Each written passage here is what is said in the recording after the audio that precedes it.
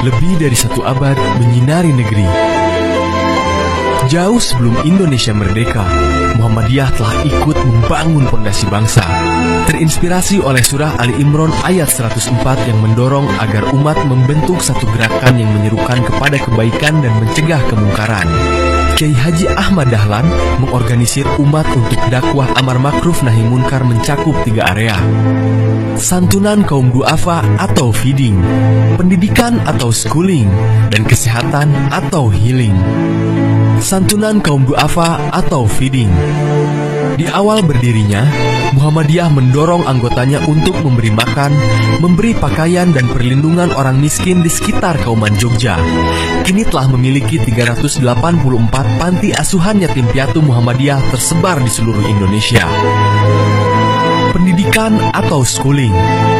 Muhammadiyah adalah pelopor sekolah modern di Indonesia dengan menggunakan sistem kelas dan bangku yang dianggap meniru Belanda. Kaum pribumi mendapat kesempatan mempelajari ilmu umum. Kini Muhammadiyah telah memiliki ribuan sekolah madrasah, pesantren dan perguruan tinggi. Kesehatan atau healing. Melalui PKO, Muhammadiyah menyediakan layanan kesehatan untuk rakyat. Kini Muhammadiyah telah memiliki 461 rumah sakit, BKIA dan balai pengobatan. Gerakan sosial Muhammadiyah bersifat inklusif, mendukung dialog dan keragaman. Kegiatan sosialnya tak pandang golongan dan agama. Bahkan, Muktamar ke-47 di Makassar melahirkan rekomendasi tentang dakwah komunitas, pelayanan terhadap kelompok difabel dan minoritas, serta peningkatan tradisi ilmiah dan dialog antar mazhab dalam mengatasi konflik di Indonesia, serta penegasan negara Pancasila sebagai Darul Ahdi wa Syahadah. Bukan hanya dalam gerakan sosial, Muhammadiyah pun berkontribusi dalam perjuangan kemerdekaan. Panglima Besar Jenderal Sudirman adalah anak Muhammadiyah dan kader Hizbul Waton. Pasca kemerdekaan, dalam politik masa kemerdekaan, tokoh-tokoh Muhammadiyah seperti Kiai Haji Mas Mansur, Kasman Singodimedjo, Ki Bagus Hadikusumo dan Kahar Muzakir, Insinyur Haji Juanda dan Soekarno adalah pelaku utama dalam pembentukan negara Indonesia. Era reformasi Indonesia tahun 1998 tak lepas dari peran Amin Rais yang saat itu ketua PP Muhammadiyah yang dianggap bapak reformasi. Kiai Haji A.R. Fahrudin, Kiai Haji Ahmad Ajhar Basir MA, Profesor Syafi'i Ma'arif, dan Profesor Din Samsudin adalah nama-nama yang sempat memimpin Muhammadiyah sekaligus memberi warna pada bangsa ini. Dimulai dari Kauman Jogja, kini gerakan dan amal usaha Muhammadiyah tersebar di seluruh Indonesia. Muhammadiyah adalah ormas yang memiliki penyebaran anggota merata di seluruh provinsi di Indonesia. Bahkan pendidikan Muhammadiyah misalnya telah dibangun di berbagai daerah minoritas muslim seperti Papua, Flores, dan Manado. Kini Muhammadiyah telah berkembang di beberapa negara seperti Thailand, Mauritius, dan Singapura. Pimpinan cabang istimewa Muhammadiyah juga telah berdiri di Inggris, Belanda, Amerika Serikat, Tunisia, Mesir, Rusia, Jepang, Iran, dan sebagainya. Saat ini Muhammadiyah didukung oleh 7 organisasi otonom, yaitu Aisyah, Pemuda Muhammadiyah, Ikatan Mahasiswa Muhammadiyah, Ikatan Pelajar Muhammadiyah, Tapak Suci, Nasyatul Aisyah, dan Hizbul Waton.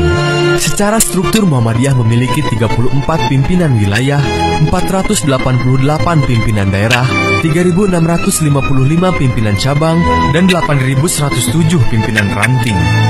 Kini telah lebih dari 1 abad, Muhammadiyah terus berbakti untuk menyinari negeri.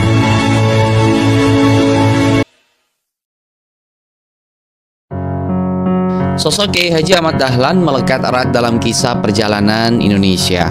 Sang pencerah yang berasal dari Kauman Yogyakarta ini merupakan pendiri Muhammadiyah, organisasi Islam besar di Indonesia.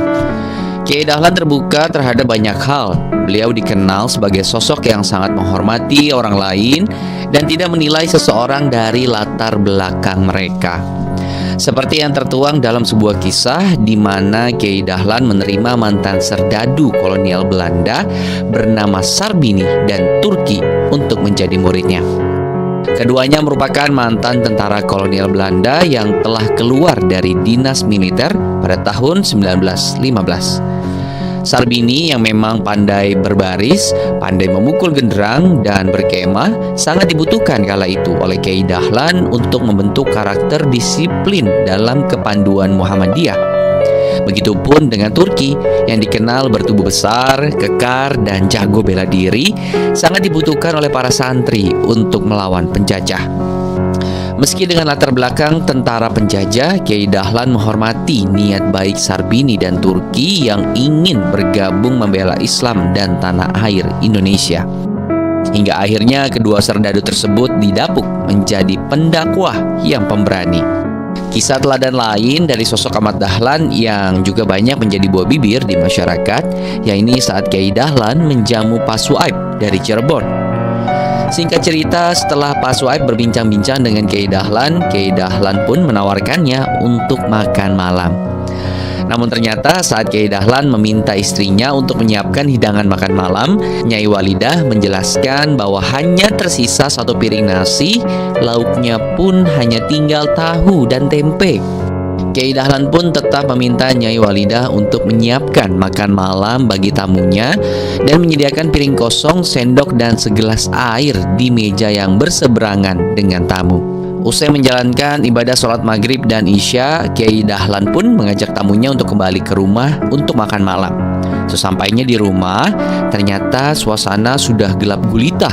Ruang makan dan ruang tamu pun gelap. Kepada Pak Suaib, Kiai Dahlan meminta maaf karena lampunya mati dan tetap mengajak Pak Suaib untuk makan malam. Kiai Dahlan pun menuntun tamunya untuk duduk di kursi makan yang sudah tersedia nasi, lauk, dan air minum. Sedangkan Kiai Dahlan duduk di seberang meja berhadapan dengan sang tamu, tentunya dengan piring kosong dan segelas air putih. Ternyata ini memang sudah direncanakan oleh Kiai Dahlan. Beliau meminta sang istri untuk mematikan lampu agar beliau bisa berpura-pura makan bersama sang tamu. Begitulah akhlak Kiai Dahlan yang sangat menghormati tamu seperti yang diajarkan oleh Rasulullah semasa hidupnya. Ada satu lagi kisah Kiai Dahlan yang begitu terkenal bagi warga Muhammadiyah.